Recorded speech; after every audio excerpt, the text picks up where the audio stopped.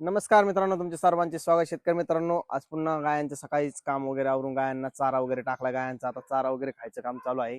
आणि शेतकरी मित्रांनो, आज पुन्हा तुमच्यासाठी व्हिडिओ घेऊन येत आहे. आणि आज थोडं मित्रांनो तुम्हाला आपल्या दुधाचा हिशोब वगैरे आज सांगणार आहे की कशा प्रकारे दूध व्यवसाय केलं की आपल्याला परवडतं.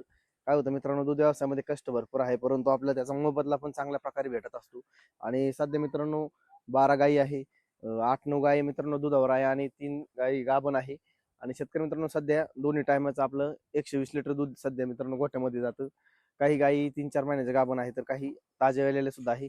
आणि आपल्या मित्रांनो गोठ्यावरती 100 लिटर दूध आपण कंटिन्यू दिवसाचं ठेवत असतो. कमी जास्त मागं पुढं गाभण वगैरे राहिल्यामुळे होत असतं. त्यामुळे मित्रांनो रेट हा 35 ते 40 मध्ये असतो. त्यामुळे 4,500-4,500 हजाराचं मित्रांनो रोजचं दूध आपलं गोठ्यामध्ये सहजासहजी होऊन जातं. आणि काय होतं शेतकरी मित्रांनो, सकाळी फक्त 2-3 तास आणि दुपारच्या वेळी 1-2 तास आणि संध्याकाळी 2-3 तास असं जर काम केलं मित्रांनो, तर चांगल्या प्रकारे आपल्याला गायांचं नियोजन वगैरे होऊन जातं, चारा वगैरे सगळं होऊन जातं आणि चांगल्या प्रकारे मित्रांनो आराम पण आपल्याला भेटतो. आणि काय होतं मित्रांनो, शेती वगैरे असल्यामुळे दूध पण आपण जास्त ठेवू शकत नाही, नाही तर आणखी गाय वगैरे भरपूर वाढवल्या असते.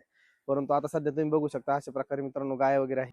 आणि काय होतं शेतकरी मित्रांनो, जर जास्त गाय सांभाळायचं म्हणल्यावर खर्च वगैरे पण जास्त असतो, परंतु आपण आपल्या याच्यानुसार गाय वगैरे ठेवत असतो. आणि चांगल्या प्रकारे मित्रांनो चारा वगैरे सगळा घरचा असल्यामुळे आपल्याला फक्त खुराकासाठी मित्रांनो खर्च येतो. बाकी कुठल्याही प्रकारचा आपल्याला जास्त खर्च वगैरे एवढा येत नाही, की त्याच्यामुळे प्रॉफिट सुद्धा मित्रांनो जास्तीत जास्त आपल्याला राहतं.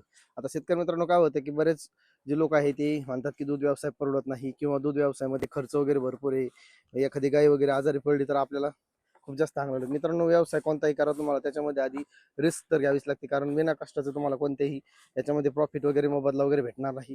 तर शेतकरी मित्रांनो अशा प्रकारे आपलं नियोजन आहे. चांगल्या प्रकारे मित्रांनो रोजचं 1,000-1,200 रुपये जरी खर्च पकडला तरी आपल्याला 2-3 हजार रुपये मित्रांनो सहजासहजी या दूध व्यवसायामधून राहतात. आणि चांगल्या प्रकारे मित्रांनो काय होतं की तुम्ही गायांची जर आज चांगली सोय वगैरे जर केली तर तुम्ही प्रॉफिटमध्ये नेहमी राहू शकता. त्यामुळे तुम्ही सुद्धा जर दूध व्यवसाय करायचा विचार करत असाल तर अशा प्रकारचं जे नियोजन आहे ते तुम्ही घरच्या चारा वगैरे असेल किंवा घरच्या कारोडी वगैरे तयार करून जर तुम्ही गोठा जर केला, दूध व्यवसायामध्ये तुम्ही सुद्धा नक्कीच यशस्वी होताल. कारण शेतकरी मित्रांनो घरच्या कारोडीपासून तुम्ही जर गायी बनवल्या तर नक्कीच त्याचा तुम्हाला पुढे चालून भविष्यात फायदा होत असतो आणि तुम्ही त्या प्रॉफिटमध्येच राहत असतात.